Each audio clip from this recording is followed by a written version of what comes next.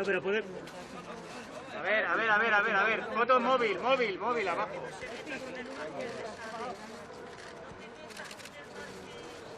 Miguel Ángel, ahí bien, ahí pillas bien. Ahí pillas bien, Miguel Ángel. Habla micro. ¿Ahora quién le va a dar caña, Cayetana? ¿Al Marqués de Sade? Os advierto que es un poco largo, ¿vale? Pero por si estáis incómodos y de rodillas, que lo sepáis, ¿vale? Tenía ya aquí escrito algunos poemas. ¿Vale? Bueno, muy buenas tardes. Muchas gracias por su presencia hoy aquí. Ayer el presidente del Partido Popular, Pablo Casado, me pidió que viniera a Madrid a reunirme con él. Estaba afuera, pasando unos días de vacaciones, pero viajé esta mañana, vine a verle y estuvimos reunidos esta mañana en Génova un largo rato, más de 2 horas, conversando. Y el presidente del Partido Popular me ha comunicado en esa reunión su decisión de destituirme como portavoz del Grupo Parlamentario Popular. Es una decisión que lamento profundamente porque la considero perjudicial para el Grupo Parlamentario, para el Partido Popular y para la causa que defendemos, que es la de una España fuerte, adulta, moderna, por supuesto de ciudadanos libres e iguales. Antes que nada, quiero hacer una referencia, una mención a los diputados del Partido Popular, a los que he tenido el inmenso honor de dirigir durante este último año. A muchos de ellos yo no les conocía, les conocí a partir del ejercicio de mis responsabilidades y yo quiero reconocer hoy su esfuerzo, su convicción, su compromiso con España y decir que me hubiera gustado que todos ellos tuvieran el máximo protagonismo posible. Eso intenté a lo largo de mi portavocía, sin atención a su procedencia, a su perfil, a sus sensibilidades, a que formaran parte de presuntas corrientes, facciones, amistades, lealtades, esto que es muy habitual en política. Me hubiera gustado que todos ellos pudieran asumir máximo protagonismo a lo largo de una breve legislatura y complicada como ha sido esta. Quizás ello no haya sido posible, pero a todos ellos quiero transmitir mi más absoluta gratitud por su actitud a lo largo de este año, por su apoyo y por su lealtad. Me llevo, por supuesto, el recuerdo del afecto y el apoyo de todos ellos y también recuerdo especial, quiero hacerlo, del empeño común que pusimos para que se reabriera el Parlamento durante el estado de alarma, con la pandemia y la felicidad y la satisfacción con el objetivo cumplido. A partir de ahí se preguntarán ustedes sobre los motivos de mi destitución. Yo no puedo abundar en las especulaciones, pero sí puedo referirme, y lo haré con detalle, como creo que es mi obligación, a los motivos que me ha esgrimido el señor Casado para esa destitución y que forman parte de la conversación que hemos tenido. A modo de conclusión, por empezar por la conclusión, quiero decir que a mí esas causas me parecen desdichadas y que yo no las comparto. Como he dicho al principio, no estoy de acuerdo con esos motivos que él ha esgrimido, ¿no? En primer lugar, el señor Casado me ha dicho que la entrevista que yo concedí al diario El País le parecía que constituía un ataque en toda regla a su autoridad en varios frentes, ¿no?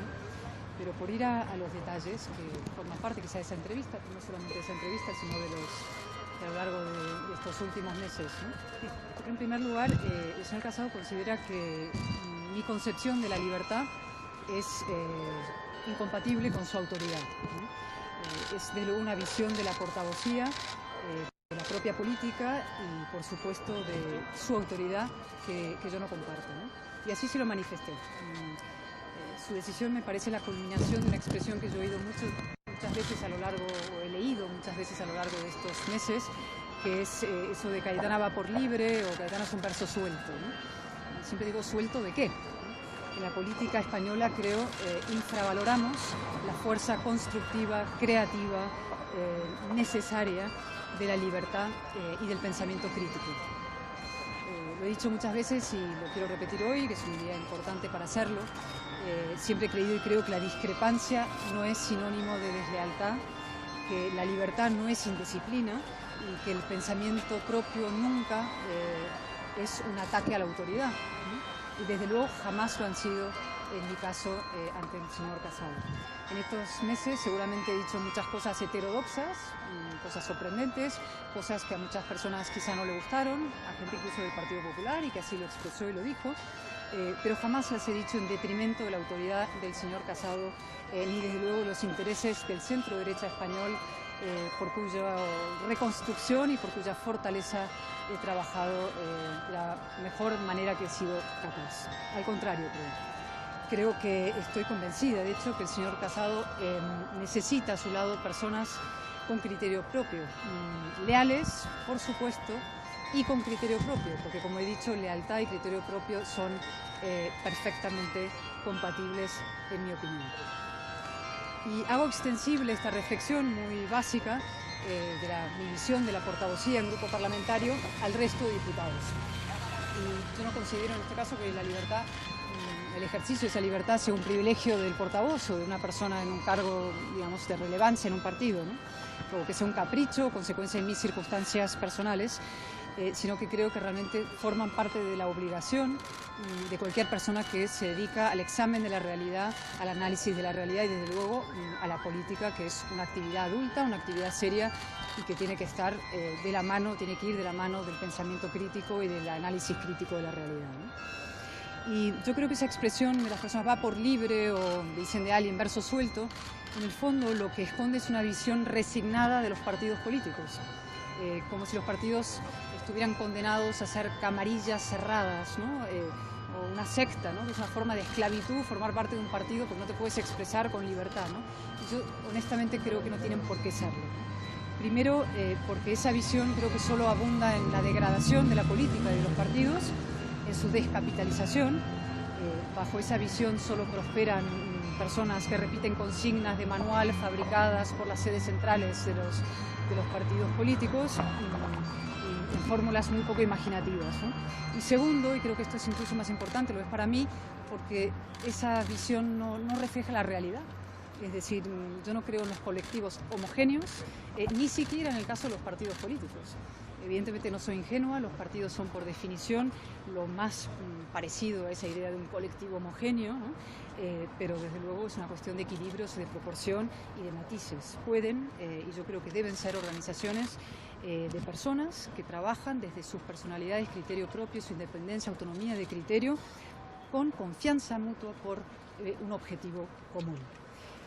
Insisto en eso, que los diputados también son individuos, cada uno con voz propia, con personalidad, con preferencias, y que esa idiosincrasia personal es compatible con la unidad necesaria, la disciplina, la acción común. Es decir, que la acción y la unidad nacen de la deliberación y del debate previo y no de la imposición.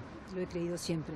Y por eso, una de las cosas que hice, intenté hacer cuando llegué como portavoz hace un año, y lo propuse, fue dar libertad de voto a los diputados en asuntos morales en el grupo parlamentario. Me parecía que era una manera de reconocer que hay sensibilidades diferentes en asuntos morales profundos y que eso era compatible perfectamente con una acción común y con la fortaleza del grupo parlamentario. Eso se consideró una amenaza a la cohesión interna. A mí nunca me pareció que lo fuera, pero realmente creo, como he dicho, que la unidad nace de la deliberación y del debate y no de la imposición.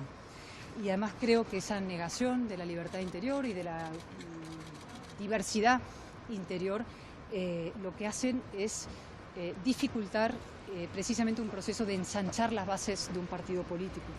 Es decir, pueden que hagan un partido popular más homogéneo, pero no por eso más grande y más fuerte, sino al revés, ¿no? La homogeneidad lo que hace es limitar, reducir, hacer algo más pequeño y más pobre. En segundo lugar, el segundo reproche que me hizo el señor Casado fue mi referencia a que la destitución de Gabriel Orriaga como jefe de la asesoría parlamentaria del Partido Popular era una invasión de competencias del partido sobre la dirección del grupo parlamentario. Eso lo dije y lo sostengo, ¿no? Esa invasión de competencias se produjo y de hecho se venía produciendo hace mucho tiempo, ¿no? Desde el minuto uno, debo decir, prácticamente desde el minuto uno, el secretario general del partido intentó restringir al mínimo la autonomía de la dirección del grupo parlamentario. y yo realmente no entendía por qué esa necesidad de restringir al mínimo la autonomía y la capacidad de acción de la dirección del grupo, porque la dirección del grupo en fin, reclama una autonomía básica y elemental nacida de la confianza mutua y del proyecto común. Y desde luego creo que si analizamos los precedentes, yo conozco algunos, lo viví más de cerca en la historia desde luego del Partido Popular, creo que ningún portavoz de la oposición en el PP ha tenido menos autonomía que yo en el desempeño de mis funciones como portavoz, insisto, que de las que he tenido yo a lo largo de este tiempo. En todo caso, quiero decirlo, además tajantemente, yo no quiero ahondar en esto de las pugnas internas de poder, jamás me han interesado, solo reflejan una parte de la política que es la que a mí menos me ha interesado y en la que menos he participado y en la que menos he querido contribuir, jamás.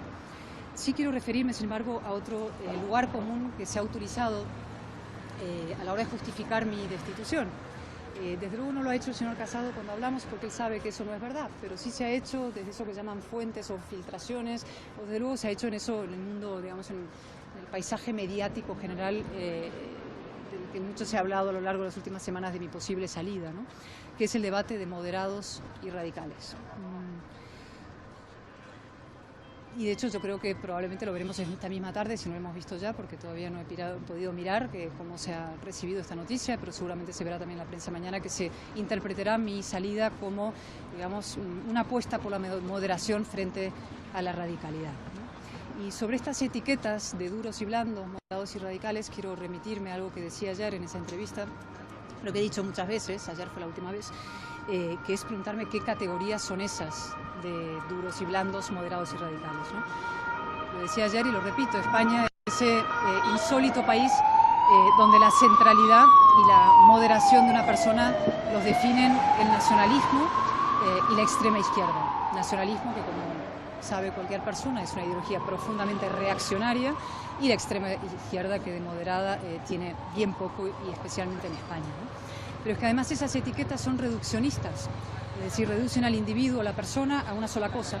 Es decir, tú entras en una categoría duro o blando y es imposible que esa persona pueda recoger todos los matices de un pensamiento complejo como es el que tienen las personas adultas, ¿no? Impiden, insisto, la complejidad de las personas, la complejidad de la política. Y un ejemplo, quizás el más así notable, o que a mí me pareció más notable en lo que se refería a mí, perdonen que tenga que hablar de mí hoy, pero me toca, es mi relación con Vox. Curiosamente paso por ser la adalid de Vox y gran defensora de Vox en el Partido Popular, cuando creo que los propios dirigentes de Vox coincidirán conmigo en que pocas personas del PP han escrito páginas más duras contra Vox que yo. Y seguramente también lo saben, estoy segura, dirigentes del PP que curiosamente gobiernan con Vox, por ejemplo, con el apoyo de Vox, pero se les considera, o tienen el privilegio de que en el mundo mediático, en el paisaje general, se les llame moderados. Es una de esas paradojas en las que vivimos instalados en la política española. Y en todo caso, también decía ayer y he dicho muchas veces, pregunto si es radical hacer oposición firme e indómita al gobierno más radical de la democracia, al gobierno más ultra de la democracia, que es el que tenemos la desgracia de padecer en estos momentos. Bueno, y ahora voy a lo sustancial, sigo, si me permiten, con paciencia. A ver, el tercer motivo que esgrimió el señor Casado también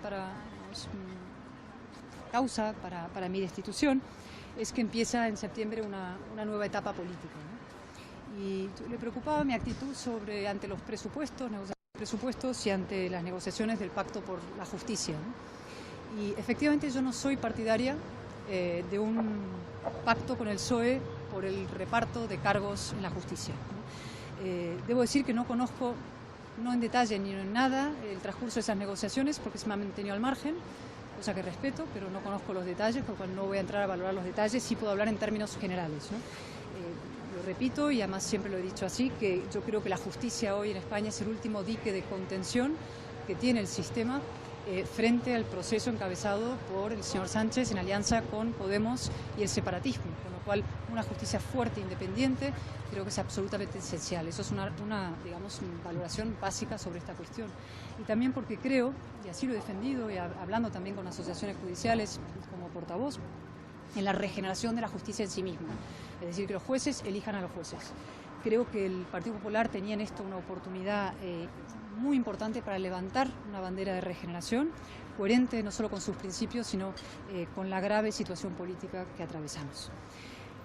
Ciertamente se podrá decir que mi oposición a esos pactos en la justicia me colocan en el campo de los duros, ¿no? Dentro de las etiquetas que se establecen ahora, ¿no?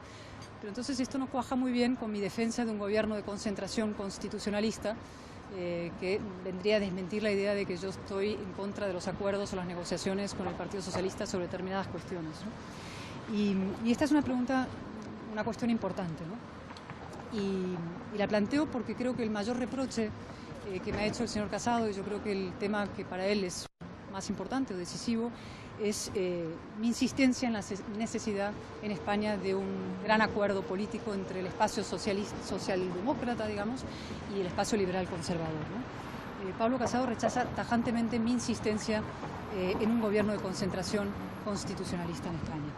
Ahora bien, como saben ustedes, esto es una propuesta que yo hice en un comité ejecutivo, órgano del partido, después de las elecciones generales de noviembre, ¿no? Entonces yo planteé que el Partido Popular fuera quien ofreciera al señor Sánchez ese acuerdo para evitar un acuerdo con Podemos y con Esquerra y separatistas.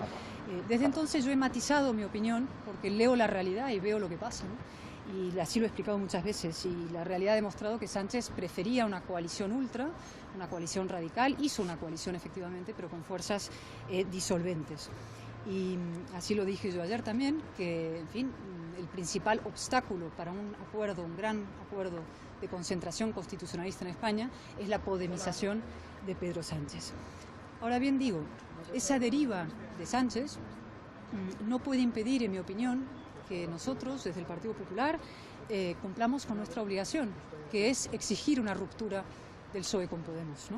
Exigirle que vuelva el PSOE a la centralidad española, ¿no? Porque si no lo hacemos, ¿qué significa? ¿Que no queremos que Sánchez rompa con Podemos?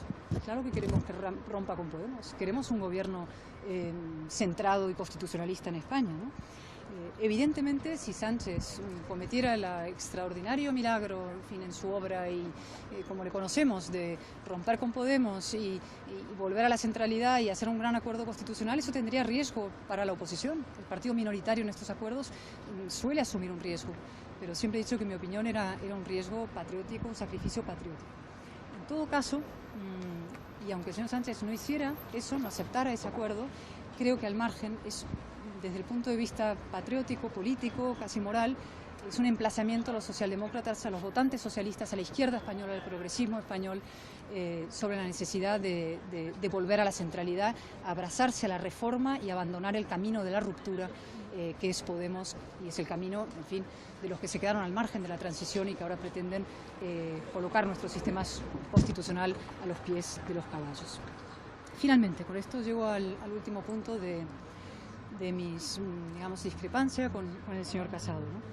Y es que el señor Casado me dejó claro que a él no le interesa la batalla cultural, ¿no? Es decir, no le parece que sea un asunto político relevante en estos momentos. Y para mí sí lo es, y para mí lo es profundamente. Por eso, de hecho, he dado la batalla contra el feminismo radical en nombre de un feminismo antivictimista. Por eso creo que, en fin, el asunto de la memoria histórica debe encararse de manera de frente, que hace falta decir el punto y final a la utilización de la guerra civil y la dictadura como argumentos políticos. Y también por eso mi enfrentamiento con el señor Iglesias en el Congreso. Enfrentamiento que, como saben ustedes, llevó a que el Congreso retirara, la presidenta del Congreso retirara unas palabras mías del orden del día, del boletín de las Cortes, y que yo he planteado un recurso ante el Tribunal Constitucional. A la dirección del partido le parece que yo no tengo necesidad de plantear ese recurso ante el Tribunal Constitucional, no estaba dispuesto a sufragar ese recurso, pero yo buscaré la forma de sufragar ese recurso ante el Tribunal Constitucional para que las palabras verdaderas que yo pronuncié en esta casa queden en el diario de sesiones como compromiso, no con mi derecho a decir cualquier cosa, sino con mi derecho a decir la verdad. Y en todo caso, la batalla cultural, como he dicho, a mí me parece absolutamente esencial por dos motivos. Y de verdad voy acabando. Primero, porque lo que está en juego en esa batalla cultural es nada menos que los valores esenciales de la Ilustración, de las sociedades tolerantes, de las sociedades plurales, de las sociedades civilizadas. Y segundo, es decir, libertad e igualdad de los ciudadanos ante la ley. Y segundo, porque además estratégicamente conviene al PP. Y es muy raro, no tan raro, pero cuando la moral y la conveniencia coinciden, pues qué mejor oportunidad que abrazar esa causa, ¿no? El PP tiene que ensanchar sus bases sociales y electorales. La cuestión que siempre se plantea es cómo, y como yo he dicho la última vez también en una junta directiva, creo que el camino de la batalla cultural permite atraer a muchas voces progresistas, gente, como digo, vinculada con los conceptos de la Ilustración y la modernidad, que empiezan a estar hartas de la espiral identitaria, de la radicalidad identitaria, y que buscan racionalidad y precisamente la defensa y la igualdad de todos los ciudadanos ante la ley, que es lo que la batalla cultural pretende defender. Sin embargo, creo que todavía hay personas en el PP que creen que el camino de ensanchar esa base es a través de la contemporización con el nacionalismo y que hay que ignorar la batalla cultural. Yo creo que están en tiempos pasados, yo creo que quieren reeditar victorias basadas en fórmulas antiguas, que ahí no hay moderación, que ahí no hay estabilidad y que no hay ahí en ese camino el futuro de una mayoría social. Creo que España ha cambiado, creo que hace falta una respuesta nueva y que esa respuesta nueva incluye, por supuesto, dar la batalla cultural. Es un terreno fértil y nuevo en los dos lados, hacia lo que llamamos la derecha del PP y también hacia la izquierda del PP. Es un eje nuevo, político y moral, y creo que es una estrategia que aúna, curiosamente, lo profundamente progresista y lo profundamente liberal. Y que, por resumirlo, lo que lo encumbra y lo que incluye es una defensa absolutamente a ultranza del individuo, de la persona, del ciudadano. Y creo que ahí debería comenzar la gran construcción de una alternativa española, y que ahí está el verdadero centro político español, basado en tres ejes, y esto también lo hemos podido hablar en nuestra reunión: constitución, constitucionalismo, clases medias, su reconstrucción después de la devastación que va a venir, profunda devastación, y una cultura de ciudadanía, una cultura de ciudadanos, la batalla cultural. Como he dicho, la dirección del partido creo que no considera que esa batalla sea imprescindible. Yo sí lo considero, y creo que muchos votantes del Partido Popular también. Y por eso, y porque me importa tanto el futuro de España, como cuando con profunda emoción y nervios también acepté la responsabilidad de presentarme como candidata del Partido Popular de Barcelona, del Partido Popular de Cataluña, de una de las partes más heroicas del Partido Popular. Pues digo que lamento profundamente, siento mucho mi destitución como portavoz del Grupo Parlamentario Popular, y digo que seguiré dando esa batalla. Muchas gracias. Señor Álvarez, en directo para el canal 24 Horas de Televisión Española, el presidente Pablo Casado le ha pedido que continúe en el partido. ¿Usted va a continuar en el Partido Popular? Yo no he tomado una decisión sobre mi futuro en estos momentos. ¿Pero usted va a seguir de diputada, señor Álvarez de Toledo? De momento lo que voy a hacer es volver a donde están mis dos hijas, a pasar unos días con ellas, y eso es todo lo que le puedo decir. O sea, a partir de ahí, no hay una decisión al respecto. ¿No ha decidido si va a entregar el acta de diputado o no? En cierta forma se puede decir que fue Pablo Casado quien la rescató, entre comillas, permítame la expresión, para la causa de la política activa y del Partido Popular. ¿En cierta forma le decepciona personal, políticamente y como líder Pablo Casado? No voy a hacer más valoraciones que las larguísimas que ya he hecho, que creo que son suficientes. Y ya le he dicho, sobre la pregunta que me ha hecho al principio, no he tomado una decisión sobre mi futuro en ese sentido. ¿Ha recibido muestras de apoyo por parte de compañeros del Partido Popular? Sí, por supuesto que sí, que agradezco profundamente, tanto suyo especialmente, pero también la de la gente que no me ha expresado su apoyo, y agradezco, insisto, especialmente a los diputados, el trabajo de este año, que ha sido especialmente difícil para muchos de ellos, porque cuando se cerró el Parlamento, fueron semanas largas, más de 2 meses, muchos de ellos no pudieron venir a su lugar de trabajo. Y para un diputado es esencial estar en el hemiciclo, estar en su despacho trabajando, estar en las comisiones, no solamente estar en casa, y tener visibilidad.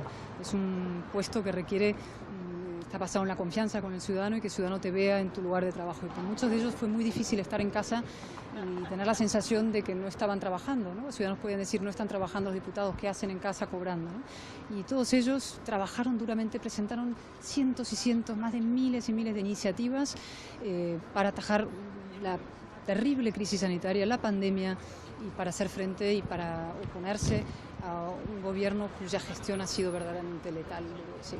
¿Qué plazo se da para tomar una decisión sobre si deja o no el acta de diputado? No establezco plazos, pero en cuanto esa decisión esté, seguro os comunicaré sin mediar mucho tiempo, os negaré cuando esté la decisión tomada. ¿Alguna Señora decepción? ¿se queda usted con la sensación de que han ganado sus detractores? Es que no son, insisto, no es ni victorias ni derrotas. Yo ya he hecho mi valoración de la situación política, de cómo veo lo que ha pasado, mi lectura de los hechos y no hablo de verdad, ni victorias ni derrotas. No voy a entrar en ese tipo de lenguaje deportivo, que como saben ustedes, considero que la política está contaminada de lenguaje deportivo y de esta manera binaria de entender las cosas, ¿no? Ganan unos, pierden los otros, una facción, la otra facción. No es mi manera de entender la política ni de hablar sobre la política. ¿Tiene la decisión ya tomada sobre si dejar el acta o no? ¿O para comunicarla más tarde? No. ¿O lo está pensando? Y por otro lado, ¿alguna decepción de alguien que esperara que le dijese algo y no recibió? No, de verdad, no, ninguna. O sea, le aseguro, o sea, no.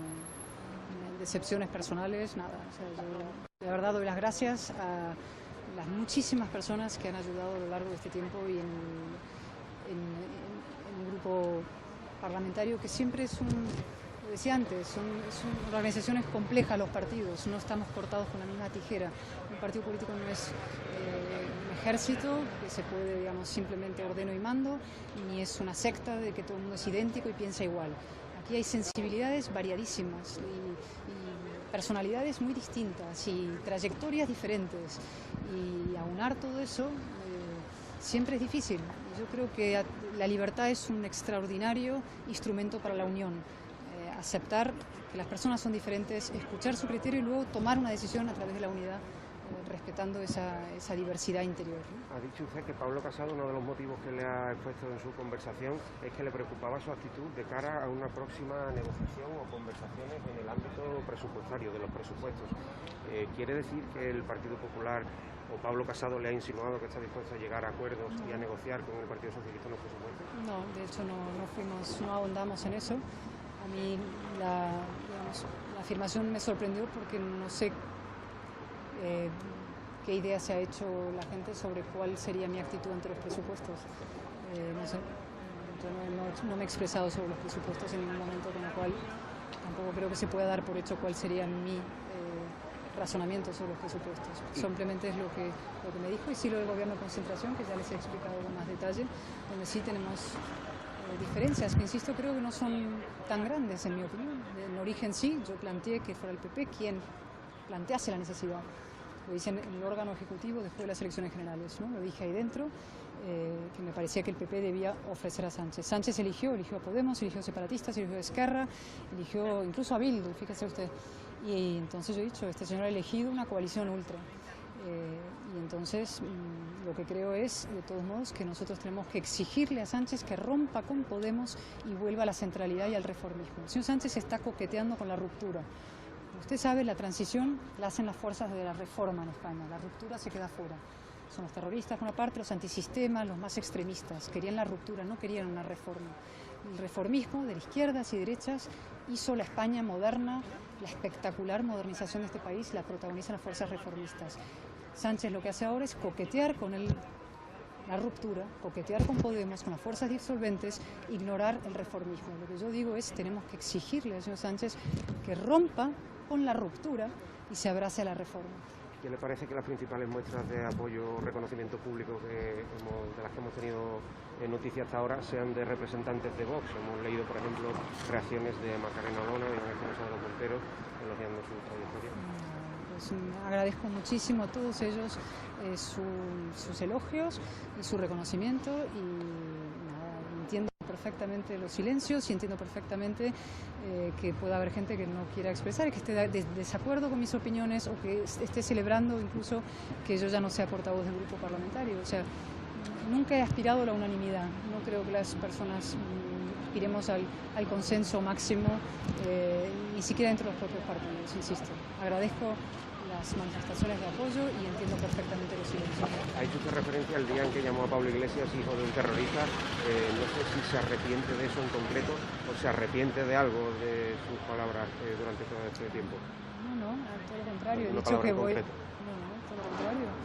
Como me refería a un hecho, por eso voy a recurrir ante el Tribunal Constitucional sin apoyo del Partido Popular, pero voy a recurrir ante el Tribunal Constitucional para que mis palabras en esa sesión se mantengan exactamente como fueron expresadas, porque no expresan una opinión, sino un hecho. Expresan un hecho, además, subrayado por el propio Iglesias cuando dice que su padre fuera militante del Fractum. ¿Ya? Muchas gracias a todos.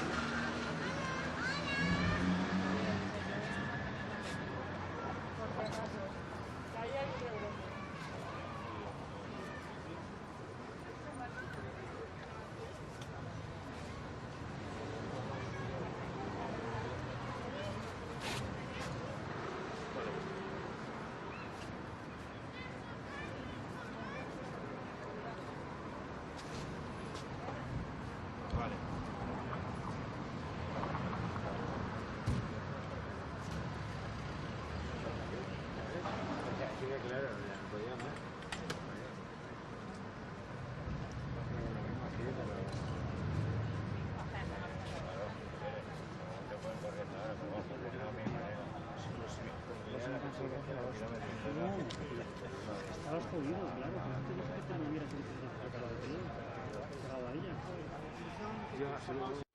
¿Qué te dije cuando fui? ¿Tú me entendiste o qué? Sí, que me pusiera que no llegaba, que ya sé que no llegaba.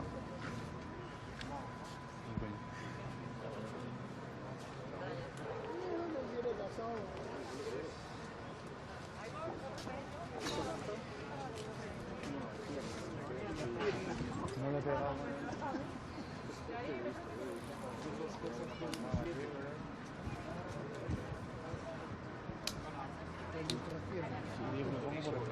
Casi más de media hora de intervención hacia las puertas del Congreso de la ya ex portavoz del Partido Popular, Cayetana Álvarez de Toledo, que ha dado señales de esa conversación que contábamos esta tarde aquí en La Sexta, que ha mantenido cara a cara con el líder del Partido Popular, Pablo Casado, que la citaba esta mañana para comunicarle su decisión, y aquí Cayetana Álvarez de Toledo ha estado explicando y criticando seguramente los motivos que le ha puesto Pablo Casado para esa decisión. Ha dicho claramente Cayetana Álvarez de Toledo que considera su destitución una mala noticia para el centro derecha y para la política española, y también que lamenta los argumentos que le ha puesto Pablo Casado, que entre otras cosas al parecer le habría planteado a Cayetana Álvarez de Toledo, pero con la sensación en los últimos meses de que no atendía a las líneas estratégicas dictadas desde Génova, desde su presidencia, y que al ir libre Cayetana Álvarez de Toledo pues seguramente estaría pisando algunas líneas rojas que en el Partido Popular pues han considerado preocupantes, que han llevado a tomar esa decisión. Lo que ha llamado también mucho la atención, uno de los argumentos que según Cayetana Álvarez de Toledo le ha puesto Pablo Casado, y es que según la ya ex portavoz del presidente del PP le ha dicho que estaba preocupado por la actitud que Cayetana Álvarez de Toledo quiere mantener en los próximos meses con respecto a una negociación presupuestaria con el gobierno. Está ahí que no veo ya no veo nada. Ha sido durísima Cayetana Álvarez de Toledo como personaje al Partido Popular, y eso sí, no ha aclarado si entregará la próxima temporada de Bravo yo. No, pero Sí, pero la otra vez también detrás, ya el brazo así. no, pero tenías un huevo que estaba así, mira. Dame el micro, ponte de otra espalda. Tenías un huevo para estar, mira. Así. Había un hueco ahí así, tío. Sí, no, Lo veía yo desde atrás.